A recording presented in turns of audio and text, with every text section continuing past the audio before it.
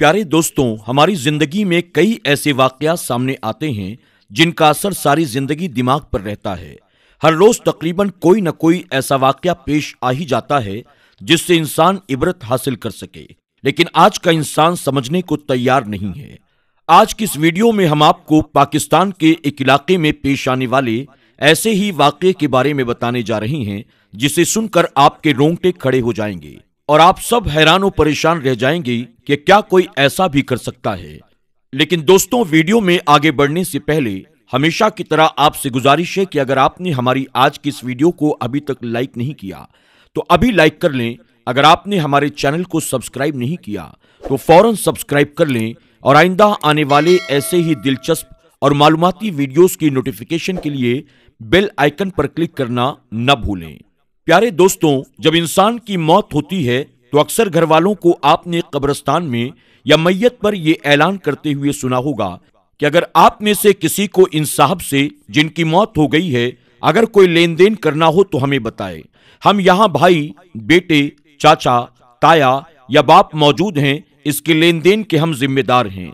कोई भी कर्ज वगैरह अगर बाकी हो, किसी का कर्ज लेना हो तो हमसे बात करें। हम लोग हर सूरत में अपने इस घरवाले के हिस्से का कर्ज अदा करेंगे। आप में से अक्सर मर्द इन बातों को जानते होंगे क्योंकि तकरीबन हर दूसरे इंसान के सामने ये मंजर हो चुका होगा और अक्सर औरतों को भी इसके बारे में इल्म होता है। लिहाजा दोस्तों, हम अपने असल वाक़े की तरफ आते हैं। दोस्तों, ये वाक़या पाकिस्तान के एक इलाके का बताया जा रहा है जहां एक डेरेदार बंदा फौत हो गया और आप लोग जानते हैं कि डेरेदार लोगों का लेन देन बहुत ज्यादा होता है। कितनों से पैसे लेने और कितनों को पैसे देने होते हैं। जमीन जायदाद, बैंक बैलेंस, प्रॉपर्टी, न जाने क्या क्या मसाइल होते हैं। तो दोस्तों, जब डेरेदार का इंतकाल हो गया, दूर दराज से लोग जनाजे में शिरकत करने के लिए आए। सारा गांव इकट्ठा हो गया और गुस्ल देने के बाद कफन दफन का मरहला आ गया। डेरेदार की मैयत को घर से उसके भाइयों और बेटों ने उठाया और कब्रिस्तान की तरफ लेकर चल दिए।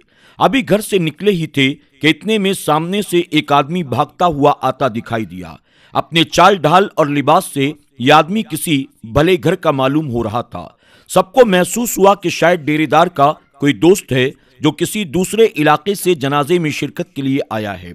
मगर जैसे ही वो शख्स जनाजे के करीब हुआ, उसने मैयत वाली चारपाई को पकड़कर रोक दिया और ऊंची आवाज में ऐलान किया कि मुझे इस आदमी से 15 लाख रुपए लेने हैं। लिहाजा जब तक मेरी रकम नहीं मिल जाती तब तक मैं इस शख्स का जनाजा पढ़ने की हरगिज इजाजत नहीं दूंगा।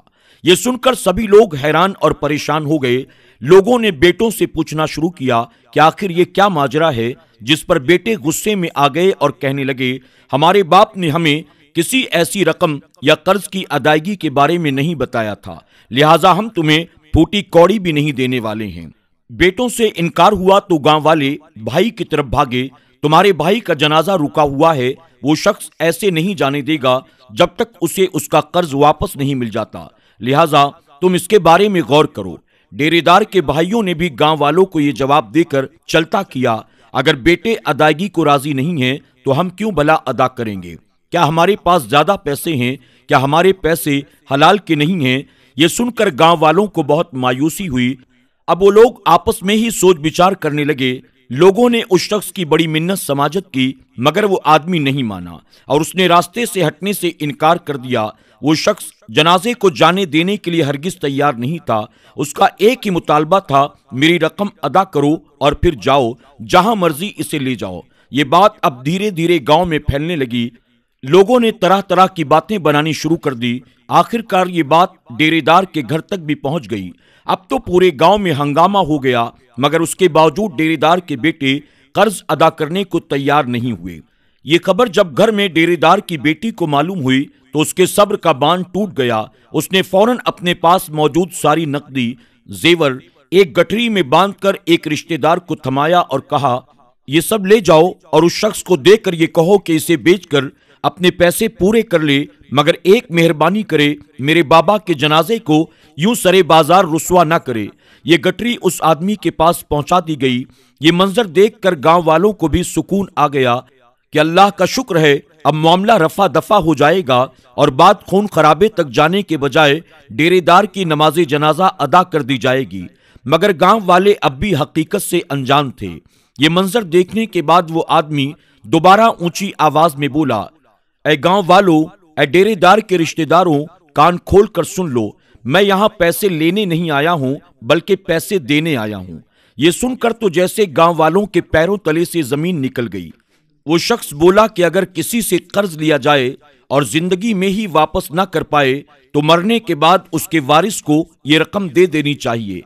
لہٰذا جب میں یہاں پہنچا تو سوچا اگر سیدھا پیسے دینے کی بات کر دی تو ہر رشتہ دار خود کو ان کا وارث کہے گا، لہٰذا میں نے یہاں حقیقت کو جاننے کے لیے یہ سارا کھیل کھیلا، اور اب میں اس نتیجے پر پہنچا ہوں کہ ڈیرے دار کی اصلی وارث اس کے بیٹے نہیں، بھائی نہیں، بلکہ وہ بیٹی ہے جس نے اپنے باپ کی میت کی بے حرمتی تک برداشت نہیں کی اور اپنا سب کچھ بھیج دیا۔ اب میں 15 لاکھ بھی ان کے بیٹوں یا بھائیوں کے بجائے ان کی بیٹی کو پہنچاؤں گا، کیونکہ حقیقت میں وہی وارث ہے اور اسی نے وارث ہونے کا کردار ادا کیا ہے۔ تو دوستوں، امید کرتے ہیں کہ آج کی ہماری یہ ویڈیو آپ کو ضرور پسند آئی ہوگی۔ دوستوں، آج کی ہماری اس ویڈیو کے بارے میں آپ کی کیا رائے ہے؟ کمنٹ باکس میں جا کر ضرور کمنٹ کریں، اور ساتھ ہی یہ بھی لکھیں کہ بیٹیوں کے بارے میں آپ کیا رائے رکھتے ہیں۔ عام طور پر لوگ بیٹوں کا باپ بننا پسند کرتے ہیں اور بیٹوں کا باپ بننے میں فخر بھی محسوس کرتے ہیں، لیکن اگر کسی کے گھر 1 یا 2 بیٹیاں یا اس سے زائد بیٹیاں ہو جائیں تو وہ اس بات پر شکوہ شکایت کرتے ہیں، ان کے چہرے مرجھا جاتے ہیں۔ لیکن آج کی اس ویڈیو کے ذریعے ہم نے دیکھا کہ کس طرح سے جب ایک باپ کا ساتھ اس کے بیٹوں نے چھوڑ دیا تو ایک بیٹی اس کے کام آئی، اور یقیناً بیٹیاں اللہ کی بہت بڑی نعمت ہوا کرتی ہیں۔ ہمیں اور آپ کو چاہیے کہ ہم بھی بیٹیوں کا باپ ہونے پر اللہ کا شکر ادا کریں۔ دوستوں، آج کی ویڈیو میں بس اتنا ہی۔ انشاءاللہ بہت جلد ایک اور نئی ویڈیو کے ساتھ آپ کی خدمت میں حاضر ہوں گے۔ تب تک کے لیے علی نالج کی پوری ٹیم کو اجازت دیں، اور دوستوں، آج کی اس ویڈیو کو اپنے دوست احباب کے ساتھ شیئر کرنا نہ بھولیں۔ اللہ سب کو ڈھیروں خوشیاں عطا فرمائے۔ اللہ حافظ۔